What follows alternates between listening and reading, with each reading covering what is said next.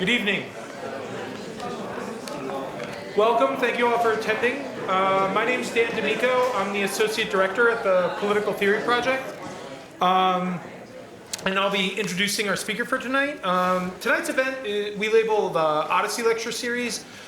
Basically, these single invite lectures for the Political Theory Project afford us the opportunity to invite speakers that complement research themes that the PTP is interested in, as well as some of the curricular material that we service in the classroom. Tonight's speaker, Matt Ridley, his books have sold over 1 million copies, been translated into 31 languages, and won several awards. They include The Red Queen, The Origins of Virtue, Genome, Nature via Nurture, Francis Crick, The Rational Optimist, and the most recently published, The Evolution of Everything. Matt Ridley is going to be speaking to us tonight on the broad arc of his work regarding rational optimism. Please join me in welcoming him. Thank you, Dan, very much indeed for that kind introduction. I'm going to talk about some themes from my book, The Rational Optimist, but also touch on some stuff from my book, The Evolution of Everything, and even a little bit from the book that I've just finished, which is not yet published, called How Innovation Works. Let me start with a question. I'm sure all you get this question right, but quite a lot of people wouldn't. What has happened to the percentage of the world population that lives in extreme poverty? Has it roughly doubled, roughly halved, or stayed the same over the last 20 years? Turns out if you ask 1,000 people on the street that question, this is roughly the answer they give. 65% of people in this survey done by Hans Rosling, 65% of people think that the percentage of the world population that lives in extreme poverty has doubled in 20 years. About 30% think it stayed the same, and about 5% think it's halved. The 5% are right. Everybody else is wrong. It's roughly halved over that time. Well, what Hans Rosling then realized was that if he wrote those 3 answers on 3 bananas and threw them into a cage with a monkey and measured which answer got picked up first, the monkey would get the right answer 33% of the time, not 5% of the time. So a monkey would do 6 times as well as human beings in answering this question about human society. Which is kind of weird when you think about it. How is it possible that we know so little about ourselves? The answer, in short, I think, was put rather well by a sage in the 19th century, Josh Billings, who said, it's not what you don't know that gets you into trouble, it's what you know for sure that ain't so. There is a huge gap between what people think the world is like and what it is actually like, particularly with respect to how living standards have been changing over the last few generations. Here's the data on extreme poverty. Extreme poverty used to be measured as living on less than $2 a day, corrected for inflation. It's a $1990, I think, but the number there is for either $1 or $2. So it went down quite nicely between 1820 and when I was born, end of the 1950s. But what happened after that was really quite extraordinary and wholly unprecedented in human history. The number of people living in extreme poverty plummeted. On that chart, 2015, it's 9.6%. The latest number is more like 8.6%. So we've gone, in my lifetime, from more than half the world living on an unbelievably low level of income to less than 10% of people living on that sort of level of income. That change has never happened before in human history. It's the most spectacular and successful thing that has happened, and very few people know about it. It's not just money, it's also well-being. I mean, think of the greatest measure of misery anybody can think of, having to bury a child. Fewer and fewer people have to do that because child mortality has fallen steadily on every continent. If you notice, the sub-Saharan Africa line kind of levels out in the 1990s before decreasing again. And that's basically because of the HIV epidemic. But it's catching up fast now. What about something like malaria? Well, malaria was going up at the end of the 20th century. It was getting worse. The number of people dying of malaria was increasing. And there were a lot of predictions that, particularly because of climate change, that this would get worse, that mosquitoes would be found in more areas and that malaria mortality would continue to increase. What actually happened in the 21st century? Malaria mortality is coming down really fast, unexpectedly and spectacularly. The number of people dying of famine. When I was young in the 60s, it was forecast that there would be huge and growing famines in the 1970s. Here's Paul Ehrlich, famous ecologist, saying in the 1970s, hundreds of millions of people are going to starve to death in spite of any crash programs embarked on now. And indeed, up until that point, there had been a lot of people dying of famine pretty well in every decade, and there was no particular trend in that number. What happened after that to the number of people in the world who died of famine? Famine went extinct. The number of people who die of famine has gone to extraordinarily low levels. And where there is a famine, it's usually caused by a politician these days, like in North Korea a decade or so ago. So we're better off. We're wealthier and healthier. But are we also healthier, happier, safer, cleverer, cleaner, kinder, freer, more peaceful, and more equal? Because it'd be nice if we were those things too. And the answer is yes, for each of those things. And people don't even know that either. Most people don't. Take happiness, for example. It used to be thought that the richer you got, the less happy you got. This was called the Easterlin paradox. There were papers about why this was the case. It was named after Easterlin, who'd studied a data set on this. Turns out it was a faulty data set. If you got a bigger data set, you find no, there is a correlation between wealth and happiness, both between countries, that's where the dots lie on the line, and within countries, which is indicated by the little arrows. The arrows show the correlation within countries. So on the whole, the wealthier people are, the more satisfied they are. It's true, if you're Ukrainian, you're more miserable than you should be at that level of income, and if you're Guatemalan, you're more happy than you should be at that level of income, but still, there is a general correlation. Mind you, it's possible to be very rich and very unhappy, but that's fine, because it cheers up other people when you do that. What about the environment? The big pollution issue when I was young was oil spills. These happened quite frequently. There was a spectacular one in the English Channel called the Torrey Canyon disaster. Huge amount of oil spilled in the ocean. That hardly ever happens nowadays. Right down at the bottom right of that corner, you can see a slightly bigger than usual dark blue bar. That's the Deepwater Horizon disaster in the Gulf of Mexico a few years ago. We've managed to solve this problem to a large extent by things like double-hulled tankers and GPS navigation and things like that. Deaths in warfare, dramatically down over recent decades, despite what's happening in the news, despite Syria, despite Iraq. The number of people dying in warfare is an awful lot less than it used to be, as Steven Pinker has written about in his book, The Better Angels of Our Nature. The one that surprises people most is when you claim that the world is getting more equal, and people say, well, that can't be true. The world must be becoming less equal. But here's what the world looked like in the 1970s. A great big valley between the rich world and the poor world, the first world and the third world, as we used to call them. Because most people in Asia and Africa and most of Latin America were poor, and many people in North America and Europe were fairly well off. Today, that chart looks much more like this.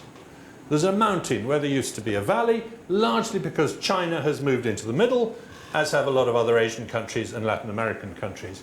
And the people on the rich end haven't moved that much further away. So why is this? Why is the world such a wonderful place and everybody thinks it's such a terrible place? Largely because good news is no news. If it's bad news sells newspapers, bad news is what people are interested in, and bad news tends to be sudden, whereas good news tends to be gradual. We've all seen headlines like this. You've never seen a headline like that. The number of people in extreme poverty is down by 192,000 in one day. If that headline had run in a newspaper this morning, it would have been true. And it would have been true yesterday, and the day before, and the day before that. That's the rate at which people are being lifted out of extreme poverty, if you do the calculations on the numbers I've shown. But because it's so gradual, it never makes the news. That's one of the reasons, I think, why we tend to underestimate the amount of good things happening in the world. Another reason is because as bad news gets rarer, we tend to hear more about it.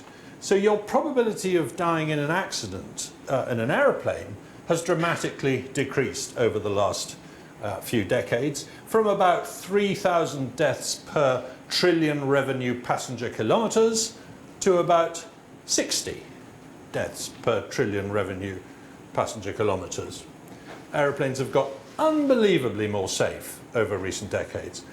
But when there is a crash now, we hear all about it far more than we would have done in the past. So as an example of that would be the 737 MAX accidents last year that made the news. Now, what's going on here? What's happening to human society that enables us to have these trends towards greater prosperity and health and higher living standards? I maintain that it's basically an evolutionary process. And by that I don't mean something to do with social Darwinism, where we're killing off the sick people and keeping the healthy people alive, or something mad like that. It's the opposite. I'm saying that good ideas are spreading around the world at the expense of bad ideas through a process that resembles natural selection very closely. If you imagine you're looking at a rainforest. A rainforest is an ecosystem of enormous complexity. There are thousands and thousands of species. Each individual of a species, like this boa constrictor, has got trillions of cells in their body. Each cell has got hundreds of thousands of proteins. Each protein is very specifically the right shape, and it's in the right place, and it's at the right concentration. And each protein is made by a gene which has exactly the right sequence. The complexity is truly amazing when you try and get your mind around it. And for centuries, the only way we could explain this complexity and this beautiful fit between form and function was by arguing that there must be a designer, that somebody must have designed this. God. And then along comes Charles Darwin and says, you know what, there might be another explanation. It might be possible that such a system comes about by very gradually adding small changes to existing systems in such a way that changes that work get retained and changes that don't work get lost. And that, over huge periods of time and very large numbers of individuals, could result in a very, very neat fit between form and function without anyone being in charge. And most of us now accept that that's what's going on in a rainforest. But I think we're still a bit creationist when we look at human society. We think someone's in charge, someone's in planning it. Take lunch. How many people ate lunch in Providence today? I don't know the population of Providence, but is it 1 million or a couple of million people? 500,000 people. 250,000 people. Damn. Last time I gave this talk, it was in Los Angeles, and I said 15 million people. So anyway, let's say 250,000 people ate lunch in Providence today. Who was in charge of making sure that there was the right bits, quantities and quality of food in the right place at the right time? Because most of those people didn't make up their mind until the last minute what they were going to eat. I know I didn't. Who is this? Who is Providence's lunch commissioner? He's obviously he or she is obviously a brilliant person, capable of extraordinary feats of organisation. I mean, logistically, it's absolutely brilliant. I'm paraphrasing what Frederick Bastiat said about society, that the most amazing fit between what people need and what people get is achieved, but it's not achieved by someone being in charge of it. Nobody is in charge of feeding lunch in Providence. It's a match between supply and demand in a market process, essentially.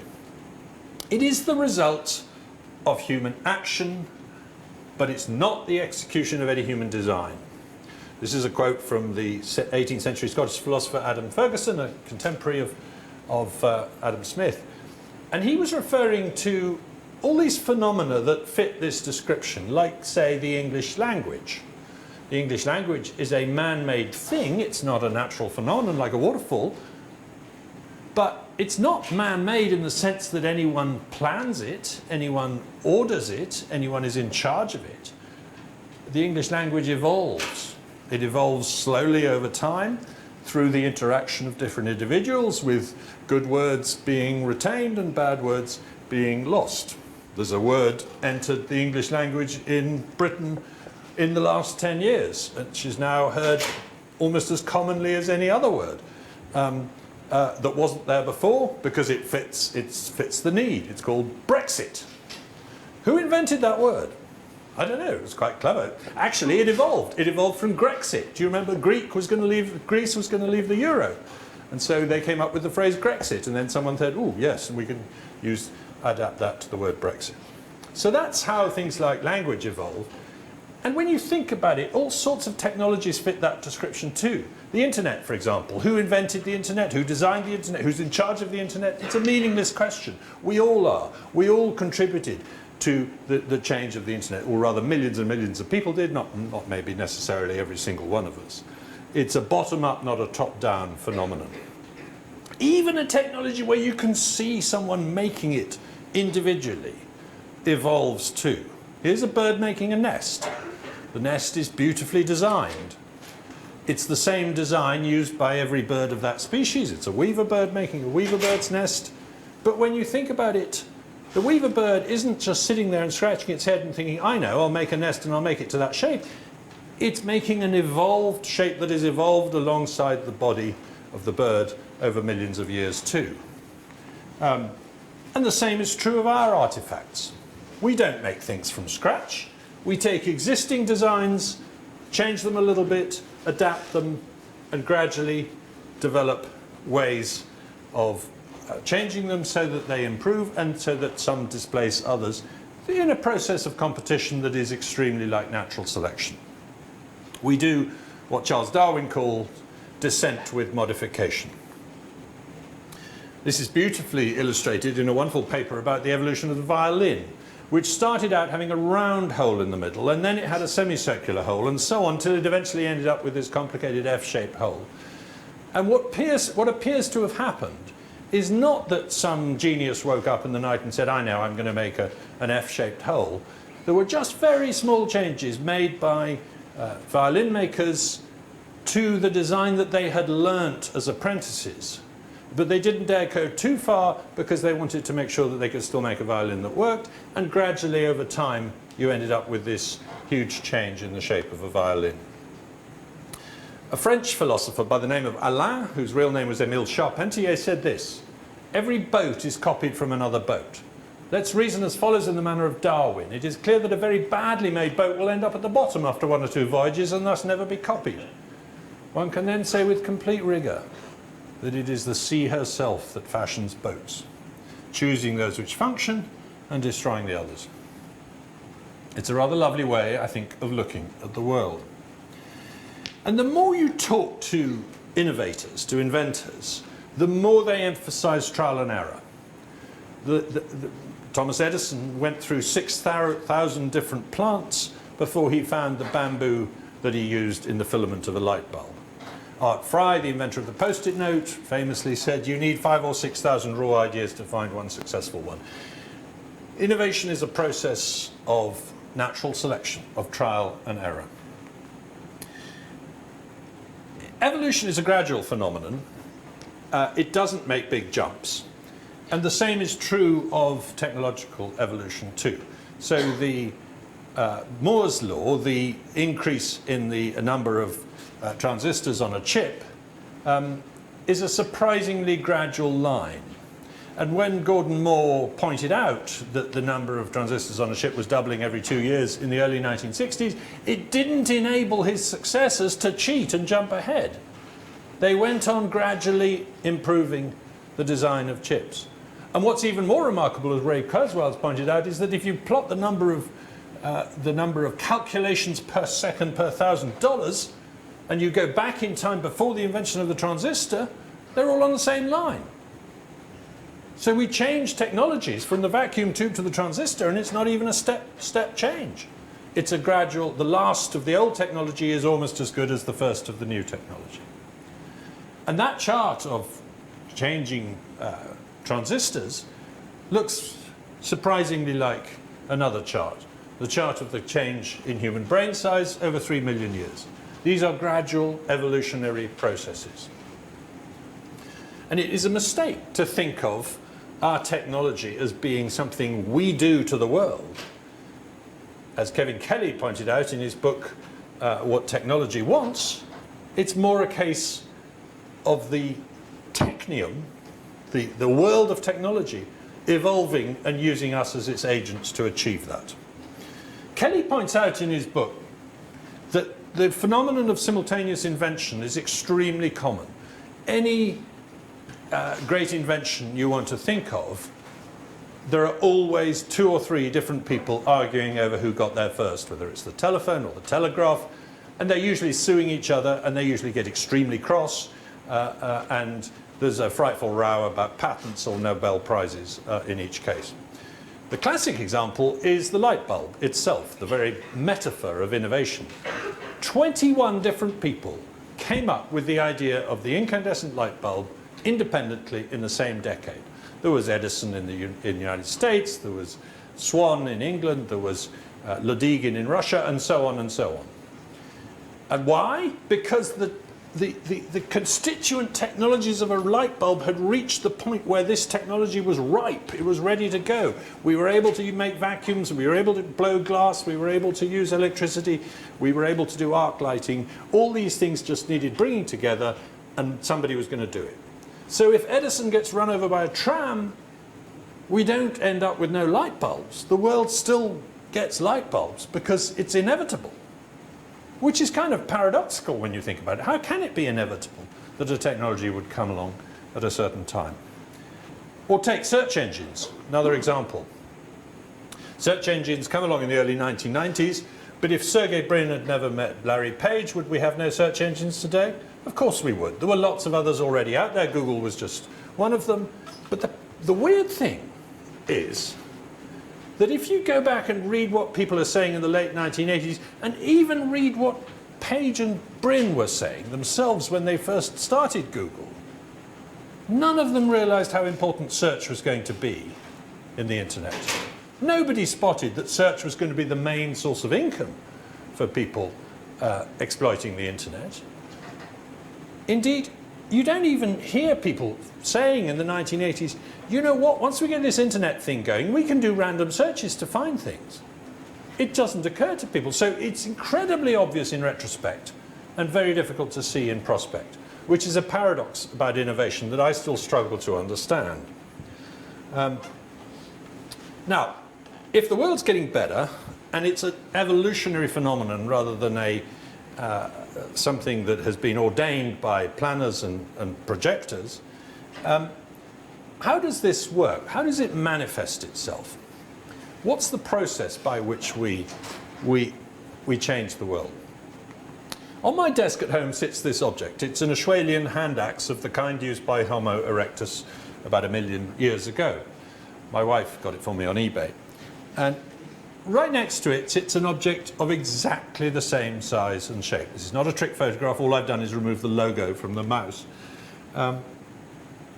And I got a real shiver down my spine when I first noticed the similarity between these objects, because here's a connection to an ancestor 1 million years ago, because both are designed to fit the human hand. But it's the differences between them that intrigue me, because the stone axe is made from a single substance, stone, and it's made by a single person. We know that actually, because you can find where these things are made. You can find the chips that have been knocked off them, and you can see that it was an individual sitting down and making it, probably for his own use. Whereas the object on the left is made from lots of different substances, plastic, silicon, metal, and made by lots of different people. For me, how many people? Well, hundreds, thousands, maybe even millions, because you've got to include the people working in this computer mouse factory, but also the people who worked in an oil refinery to turn the oil into plastic for the plastic of the mouse. And then before that, the people on the oil rig who were drilling for oil. And then what about the person growing coffee that was going to be drugged by the person on the oil rig. I'm paraphrasing a famous essay called I Pencil by Larry Reed about a pencil that tries to work out where it came from and realizes that millions of people were involved in its manufacture. And all these millions of people were working for me to make me a computer mouse. It's incredibly nice of them. But do you know what? The weirdest thing, not one of them knew how to make a computer mouse. Nobody in the world knows how to make that. The knowledge of how to make a computer mouse doesn't exist inside a human head. It exists between human heads, because the person working in the factory doesn't know how to drill an oil well, when you think about it. If you were to make this from scratch, you'd have to learn all sorts of skills that are not, that don't come together in the same person. So even the simplest objects in our society are produced by a cloud, by a distributed brain, not by individual brains. And they come about because we bring together ideas, or as I put it, ideas meet and mate. Ideas have sex and produce baby ideas. My favorite example is this. It's called the pill camera. It takes a picture of your insides if you swallow it. It came about after a conversation in New England over a garden fence between a gastroenterologist and a guided missile designer. That's ideas having sex. And what's crucial to that process, what's unique about human beings in this respect, is that we have an obsession with exchange. We love swapping things. We love saying, I've got more than I need of this, you've got more than you need of that, let's do a deal.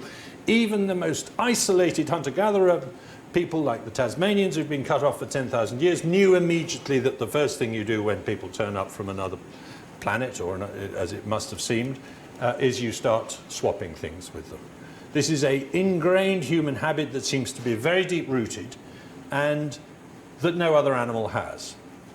Other animals do a little bit of reciprocity. I scratch your back, you scratch mine, but that's not the same as swapping different things at the same time. That it really is unique to human beings. And Adam Smith spotted this. He said, no man ever saw a dog make fair and deliberate exchange of a bone with another dog. And it's because we do this that we are able to indulge in this cloud behavior of gathering together the brains of thousands of different people and putting them to work on our behalf. This is a picture of the internet, a map of the internet, if you like. It looks like a brain, doesn't it? It is a brain. This is the artificial intelligence that really counts, the internet, the connections between different people that we've enabled through computers. And the result of that is that we all work for other people. The definition of being rich is having other people work for you. Louis XIV was very rich. It's a fair bet he didn't make that fancy outfit for himself. Louis XIV had 498 people to prepare his dinner every night, which is a lot. But do you know what? Each of you has 498 people to prepare your dinner tonight. They're just not working exclusively for you. They're in cafes and bistros and restaurants all around town, and they don't know who's going to serve you, but at an hour's notice, they'll give you a darn good meal, probably better than he ever ate. The process of networking the world so that we all work for each other has raised our living standards to the kind of living standards that kings once had. As Schumacher put it, the capitalist achievement does not typically consist in providing more silk stockings for queens, but in bringing them within the reach of factory girls.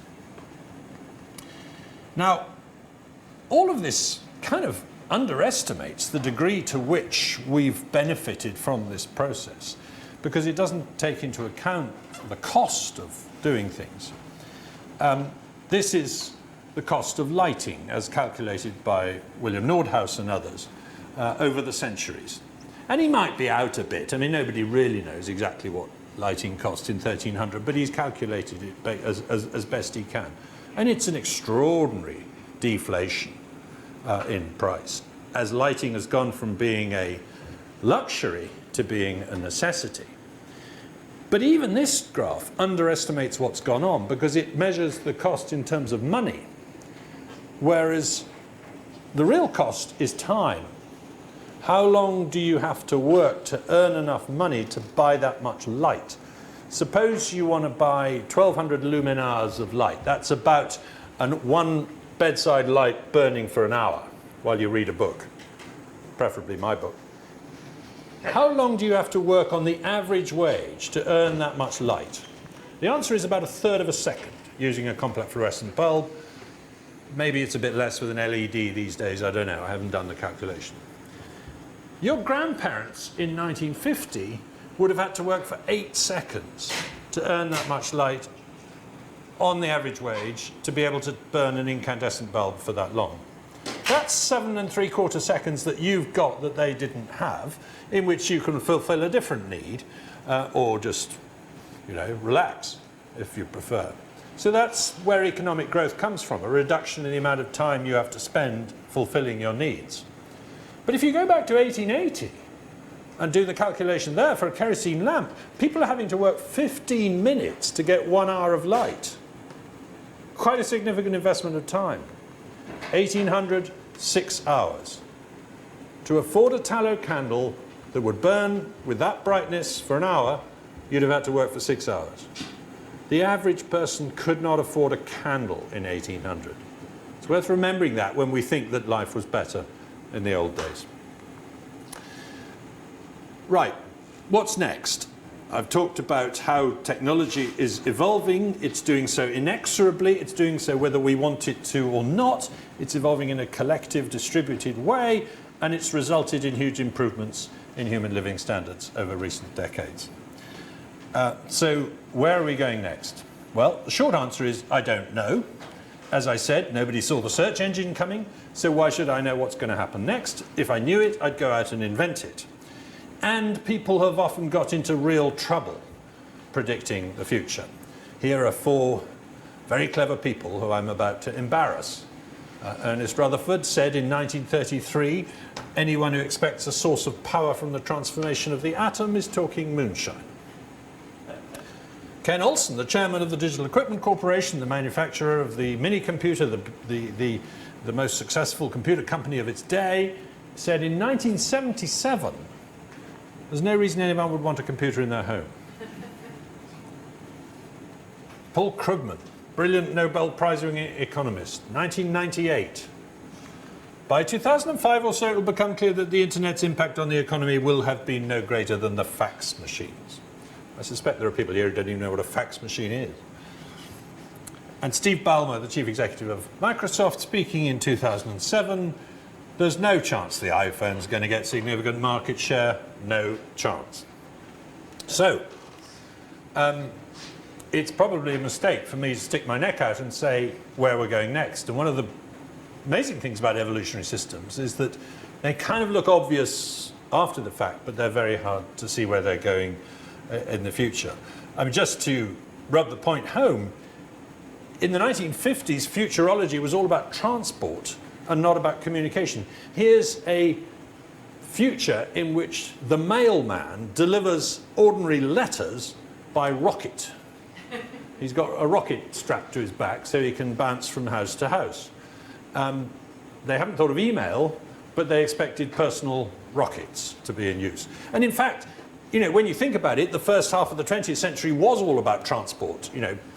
If you were born in 1900, you were born basically before the motor car was around much. You were born before the aeroplane. You ended up at the end of your life seeing men on the moon and supersonic airliners, whereas the telephone was around when you were born and it was around where you died, and it was hardly any different.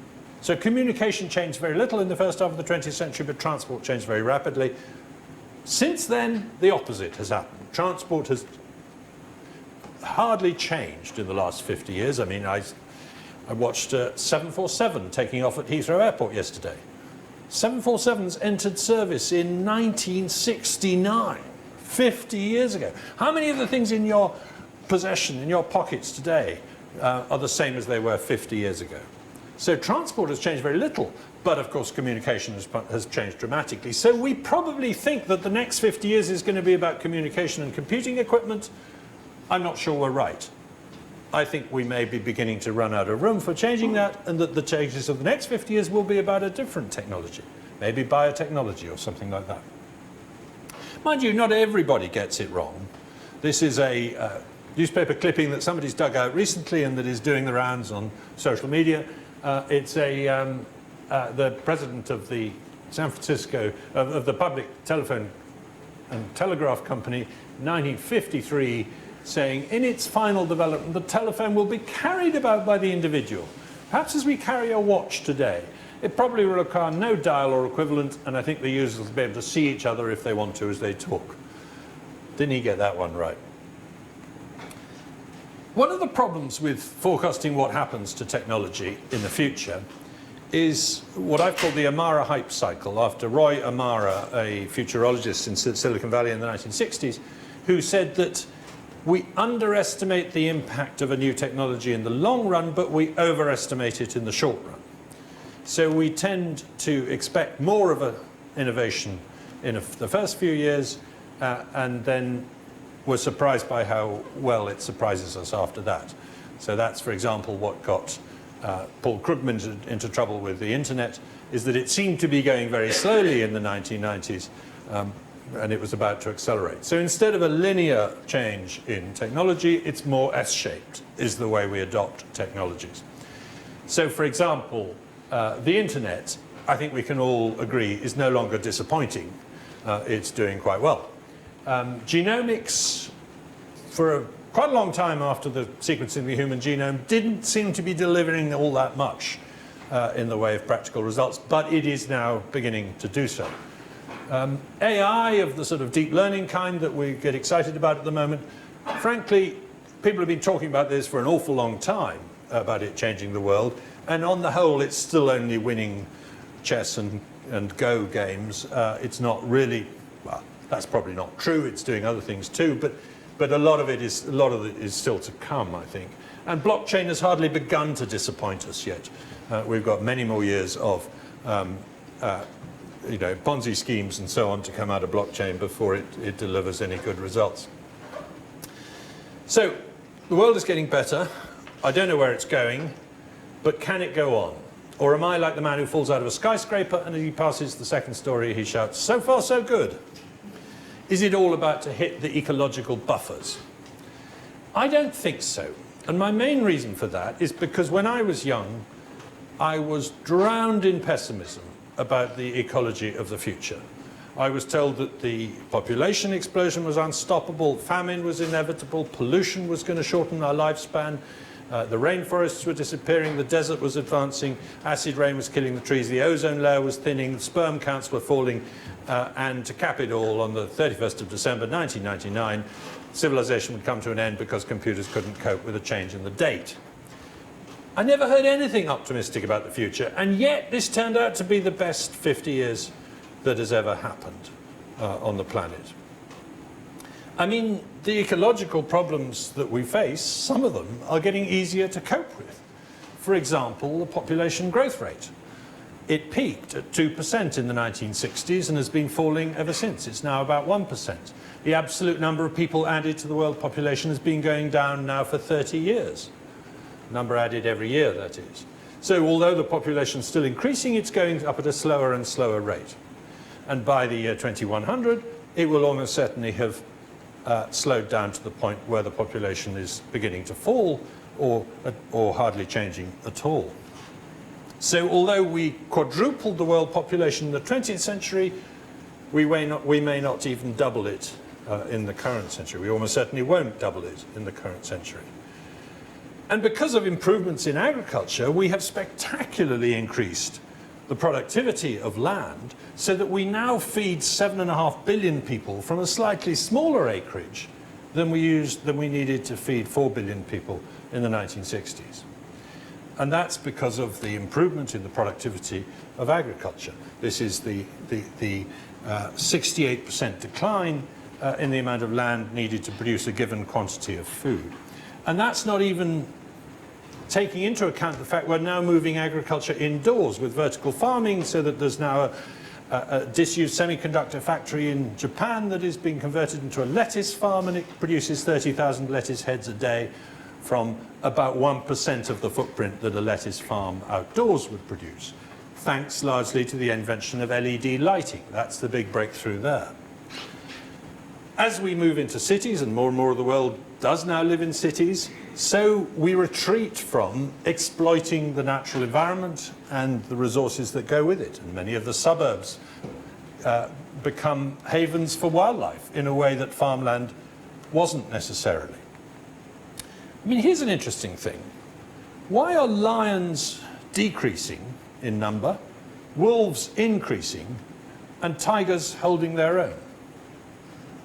And the answer is basically because lions live in poor countries, wolves live in rich countries, and tigers live in middle-income countries. It's as simple as that.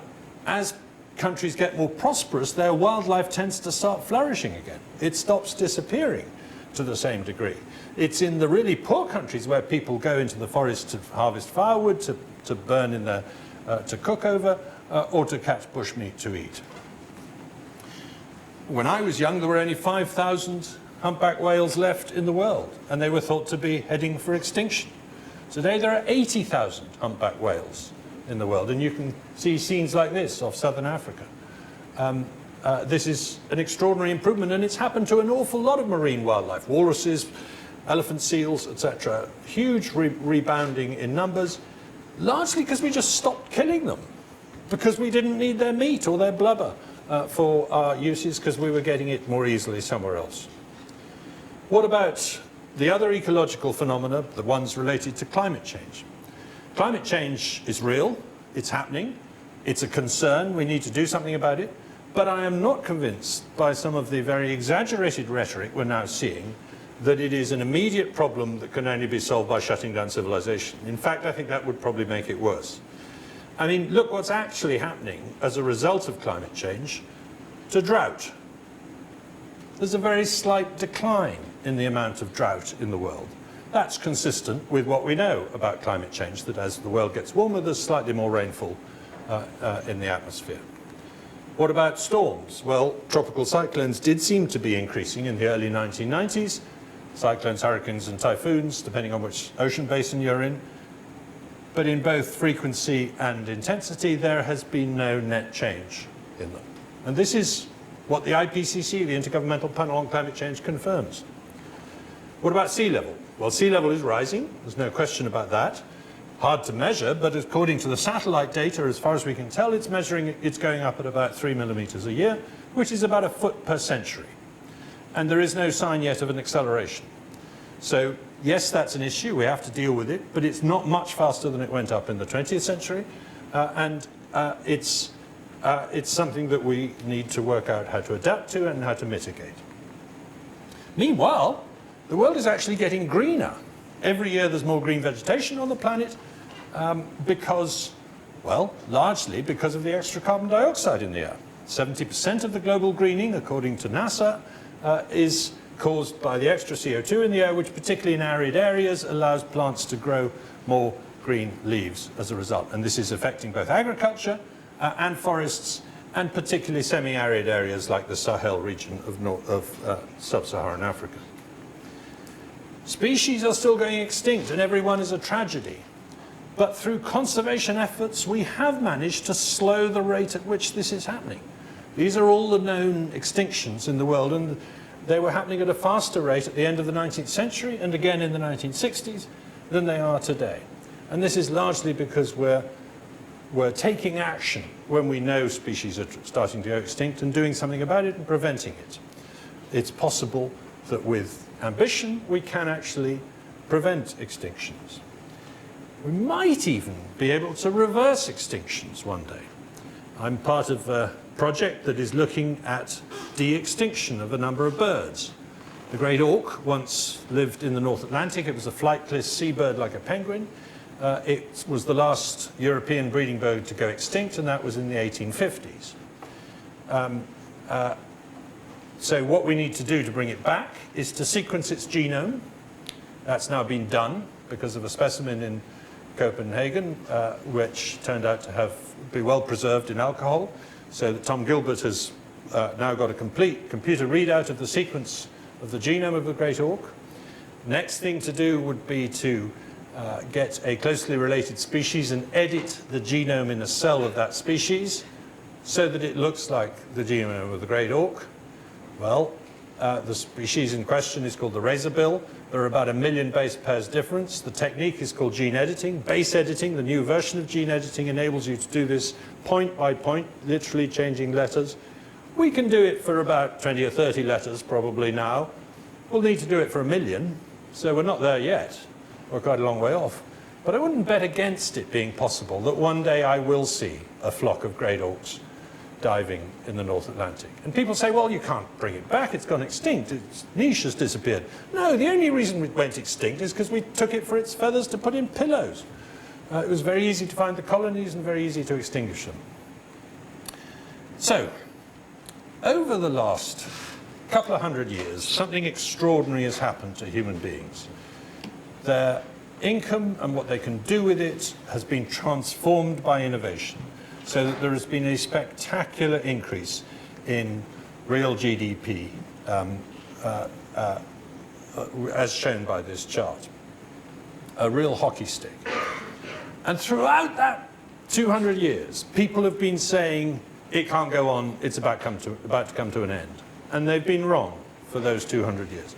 I mean, here's Thomas Babington Macaulay, the historian, getting cross with Robert Southey, a poet, in a book review in 1830, who was saying, this industrial revolution stuff, it's going to end in tears, it's a bad idea, we shouldn't do it. And Macaulay says, we cannot absolutely prove that those are in error who say society has reached a turning point, that we have seen our best days, but so said all who came before us, and with just as much apparent reason. On what principle is it that with nothing but improvement behind us, we're to expect nothing but deterioration before us? So when someone says, yes, but we've reached a turning point, do remind them that turning point-itis is a common phenomenon in history.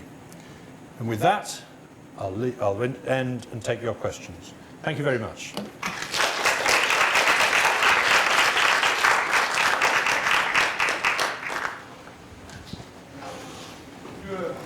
Microphones in each aisle.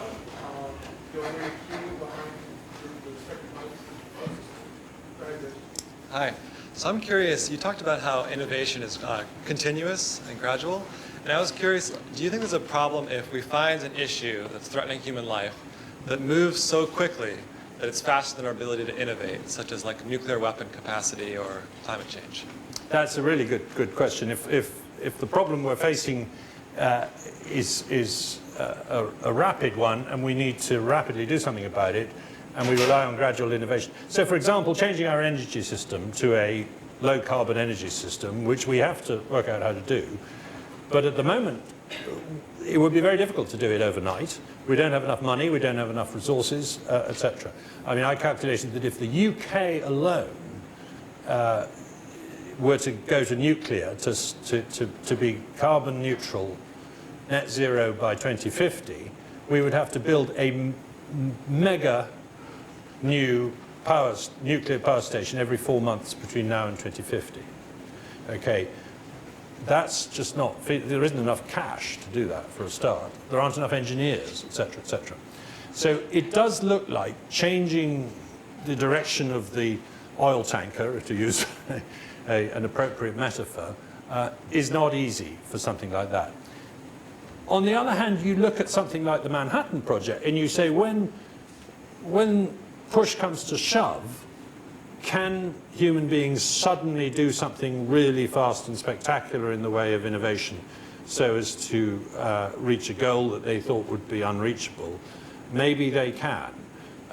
So I don't think one should rule out the idea that you could accelerate innovation. But the problem is you'd have to know how you're going to get the solution. And in a lot of cases, we don't know. We have to find out by a process of trial and error and discovery. So yes, you can nudge the rate of acceleration of innovation up to solve a problem, but I don't think you can necessarily rely on being able to nudge it successfully. It's a neither one thing nor the other answer, I'm afraid.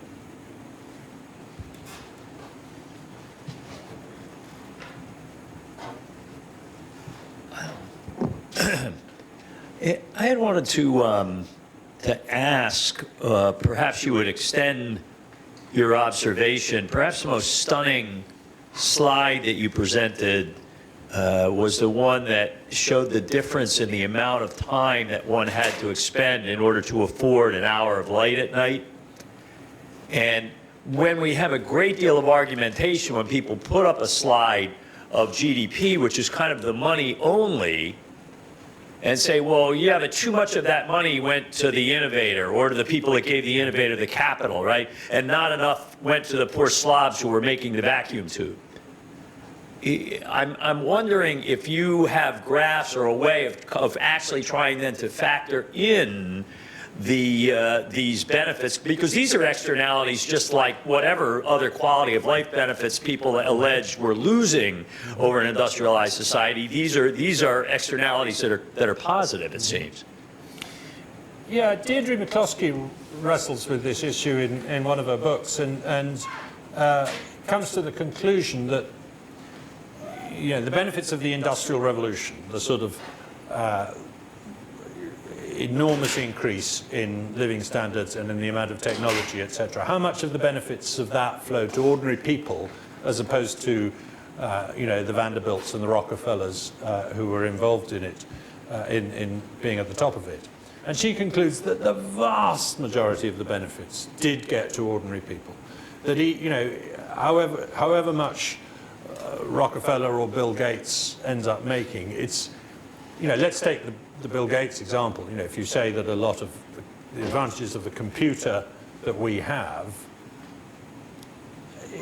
if you add up the benefit that each of us has from having a computer, does it add up to more than Bill Gates has? You bet it does. There's a lot of us. It dwarfs it. But at the same time, it's of course very hard to know how to measure that. I think you can, on the whole, in a free society, rely on people eating away at the monopoly advantages that the first mover gets. Because if he tries to hang on to it too long, enforces too strict a patent or something, then he usually loses the benefit. Look at the short period that Bill Gates stayed on top of that tree, that Microsoft, its lunch was eaten by Apple. Apple's lunch is being eaten by Google. Google's lunch is being eaten by Amazon. These guys don't last very long these days. And if you look at, for example, Carnegie, made this unbelievably big fortune out of steel, but he did so while collapsing the price of steel. And that's how he got rich, was by undercutting all his competitors, by making steel cheaper and cheaper and cheaper. And Rockefeller did the same with oil, actually. So a lot of those robber barons got rich by making things cheaper for people, not by making things more expensive for people. That doesn't necessarily make them heroes. They might have been jerks as well, I don't know, but that's what happened. Thank you. First of all, thank you for coming. I had a question. I heard of healthcare technology where they're trying to personalize your medicine down to the very individual cells. And part of your topic, and you just addressed upon it, is to innovate something in a way to make it affordable to everybody. It kind of has to be this one-size-fits-all, such as the sweater I'm wearing. I'm sure there are thousands of the exact same sweater. So is there a way to have this, they're going to design a medicine that only works for me, that is also affordable for everybody? I think that's a really good question. I don't think we know the answer for sure, because personalized medicine is clearly the way to go for cancer treatments, etc. That you're going to have to know the genome of the person, but also the genome of the tumor in order to design exactly the right drug. And CAR T cells, or whatever it will be, using gene editing, will get you an immune system that will knock out that particular tumor. And the problem is that the number of people in the world with that particular genomic combination that you have or some other patient has is vanishingly small. So it's like designing a whole drug for a very rare disease. And on the whole, drug companies can't do that because the cost of testing the safety and efficacy of the drug is too big. Yeah, so that is, I think that's a really good issue.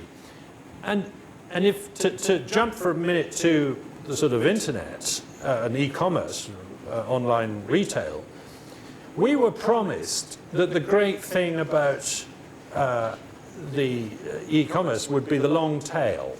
That is to say, the books that only sell 10 copies. You didn't, a bookshop won't stock it, but Amazon will. And to some extent that's true. But I'm amazed how often I go on Amazon to try and buy shoes. I have very, very large feet. And they only stock them up till size 11, just like the old shoe shops used to. So I'm a little disappointed in the long tail. It's not, it's not shown up quite as well as I was hoping for extreme people like me. It's a bit like the, social media was going to be a utopian world, but it hasn't quite worked out that way. The answer is I hope that we'll get that problem, but there is a real risk, I think, that personalised medicine may not achieve quite what we hope for it, for exactly the reason you give, which is that it's going to be very expensive to do it for each person differently. So I wanted to ask more about sort of your optimism on global warming. So, I'm an economist. I teach economic growth. I knew all those facts, and I'm cool with markets and how wonderful they are, and decentralized prices and all that. But then when we teach about global warming, we say, well, this is different. This is an externality. It's a collective action problem, not only for a single country, but for the world as a whole. And I kind of couldn't tell if you were saying, hey, it's not really so bad, the carbon's being released, but things are going to be okay. So say, the business as usual scenario of the IPCC is not really that bad. That seemed to be part of what you were saying. But then part of what you were saying was sort of like, look, we've solved all these other problems in the past. I'm sure we'll come up with the technology to solve this one. And there, of course, the problem is it's not a technology like a profit-making firm would have. This is a political problem, and if anything, in this country, at least, the last few years have been very depressing toward the view that, humanity was going to kind of come together, not through markets, not through decentralized prices, and actually solve this externality problem. Yeah, you put it very well. And I think a bit of all of those things, as it were. So, on the one hand, I do think it's important we realise it's not happening as rapidly as some people will say, because otherwise it really is insoluble. I mean, if we've got to crack this problem in 10 years, then we haven't a hope, without shutting down civilization. And nobody wants to shut down civilization. And by the way, that's not a vote winner at the ballot box either, to say you can't fly, you can't have the lights on, you can't, etc. So I think it's important to say, look, we have got time. We've got several decades, probably 5 or 6, before we get anywhere near real dangerous points. That isn't a popular view with a lot of climate scientists who like to say the tipping point is here, we're about to enter dangerous things, but I think they're wrong about that. Although my view is actually exactly consistent with what the Intergovernmental Panel on Climate Change says in its reports. They do not say that we've reached tipping points, there's no way back, etc., etc. They say we've got to start on the problem now. We're not seeing net harm yet, and we probably won't for quite a long time. So that's one aspect. And the importance of having that time is because it's a wicked problem in terms of the amount of technology we've got to change, the dependence on fossil fuels, which we've made very little impact on so far. We're still 85% dependent for our energy on fossil fuels. And those who think wind and solar can solve the problem, I think they're mistaken. Currently, globally, we're getting 2% of our energy from wind and solar. People quote the number for electricity as being higher, but electricity is only about a fifth of energy. So, and nuclear at the moment is going in the wrong direction, partly because environmentalists oppose nuclear in a lot of countries. In Germany, they've shut down their nuclear plants. And nuclear is the one technology we know can do it at scale, but it needs a heck of a lot of cash, and it needs more and more. It's more and more expensive because we've loaded it with such concerns about safety. And made it, by the way, the safest form of power by quite a long way. So those are the two aspects of the problem. But to the question of can we, as a civilization, solve this problem, I think that's where we really do need to be a little more optimistic, to talk about how we're going to do it. So, for example, I've been trying to persuade UK government ministers to set up a carbon capture program, but not in the form that they've done it before, which is to throw £1 million at a pilot project, done by a university and an oil firm or something, you know, where they just play around for a year and come back saying nothing. Instead, create a market where there would actually be incentives to solve this problem. So what you would do is you go to every company that produces or imports fossil fuels, and you'd say, for every ton of that stuff that you import or produce, you've got to put a tiny bit underground, tiny bit of CO2 underground. The tiny bit gets more every year, but to start with, it's only 1% or something. And we don't care how you do it, just go away and find out how to do it. And they would then have this, as it were, voucher that they're offering to industry, saying, can any of you find a way for me to cheaply put this amount of carbon underground? And probably the first place they'd go would be a brewery which produces pure CO2 streams, which are very clean, pure CO2 streams, and set up a plant that would capture this stuff. And the brewery would suddenly find, oh, I'm making money out of this. They're paying me to do this, and so you get a market developing, etc. And we've got to think in terms, you're an economist, you know this, we've got to think in terms of incentives for people to do this. And actually, the reason we're talking about this in the UK is we've got a huge North Sea oil industry which is decommissioning at the moment, and the taxpayer is on the hook to decommission some of these wells, which is a very expensive process. And instead of decommissioning, why don't we recommission them as carbon capture wells? And the Norwegians are already doing this in one or two wells. The technology is quite well known. It's still fairly expensive, but there's no reason we can't drive the price down. So it feels to me like that's the sort of thing we should be doing. You could do it through a carbon tax on the whole society if you want, or you could do it through one of these sort of ingenious schemes that gradually ratchets up.